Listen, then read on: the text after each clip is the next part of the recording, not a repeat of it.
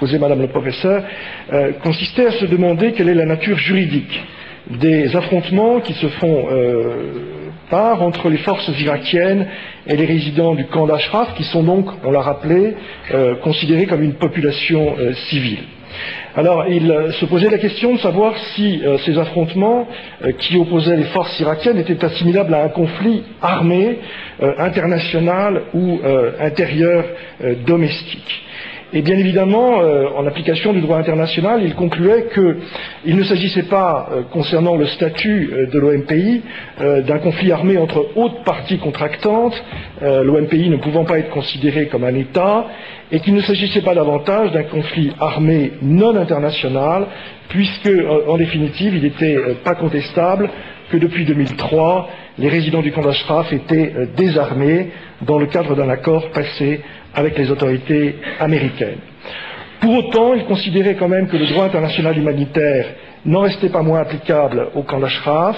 et que l'application même, ça a été rappelé à plusieurs reprises, tant par Mme Radjavi que par Mme le professeur, que l'article 45 de la 4e Convention de Genève imposait aux autorités américaines une responsabilité particulière dans le cadre du transfert sur la responsabilité du camp d'Ashraf aux autorités irakiennes,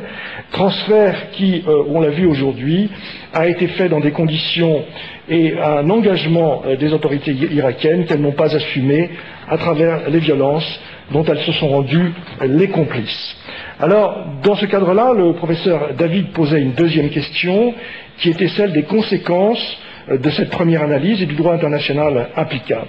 Et il examinait donc l'ensemble des faits commis à Ashraf du point de vue du statut de la Cour pénale internationale, qu'il considérait également comme l'expression d'un droit coutumier international, pour déterminer que les critères matériels de crimes contre l'humanité, intentionnels et contextuels, étaient remplis pour considérer que l'ensemble des faits qui avaient été commis par les autorités irakiennes sur le camp d'Ashraf pouvaient être assimilés à des crimes contre l'humanité, à des meurtres, transferts forcés de population, privation de liberté physique, actes de torture commis intentionnellement et effectivement dans un cadre contextuel d'atteinte large contre des populations civiles. Aucun des arguments du gouvernement irakien n'est aujourd'hui recevable et il ajoutait même que ces crimes constituaient également, puisque le droit international humanitaire trouvait à s'appliquer, des crimes de guerre. Et il terminait cette consultation en indiquant que tout État s'engage et s'oblige aujourd'hui, en application du droit international, à poursuivre pénalement les auteurs de ces faits s'ils sont trouvés sur le territoire de cet État.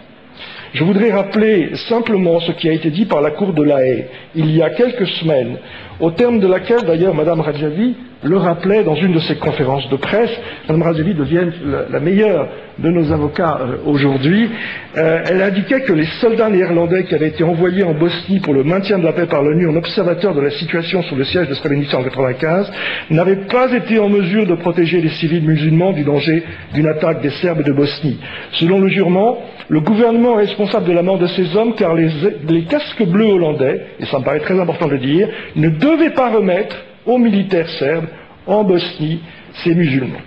Donc voilà la situation devant laquelle nous nous trouvons. Et très franchement, aujourd'hui, certes, un mandat des Nations Unies, certes, un pays, ça a été rappelé à l'instant par le parlementaire, en situation comme les États-Unis, devrait agir. Je voudrais juste dire une dernière chose pour la partie française de nos actions judiciaires. Je voudrais rappeler, pour ceux qui ne le savent pas, mais je pense que tout le monde le sait, que la décision qui a été rendue par la France, qui a pourtant longtemps trahi les valeurs de cette République, en obtenant le listing de l'OMPI et en combattant la décision de Luxembourg, qui a poursuivi depuis 2003 Mme Radjavi et ses amis devant les juridictions françaises, la France a reconnu, il y a quelques semaines, quelques mois, par la voix du procureur de la République de Paris et par la voix du juge d'instruction Trévidic, un autre statut, qui n'est plus celui de refoulé, de réfugié politique, un autre statut qui est celui de combattant et de résistant. Aujourd'hui, les juges français ont clairement indiqué que jamais les Moudjahidines n'avaient attaqué des populations civiles en Iran, que jamais ils avaient toujours éventuellement poursuivi des cibles de gens qui torturaient, que les actions de résistance étaient toujours en réponse à des actes d'un terrorisme d'État. Et ils ont donc mis en exergue l'action de la résistance iranienne, y compris par des armes. Et pourtant, nous savons aujourd'hui que les gens d'Ashraf sont désarmés. Donc, je voudrais terminer en disant que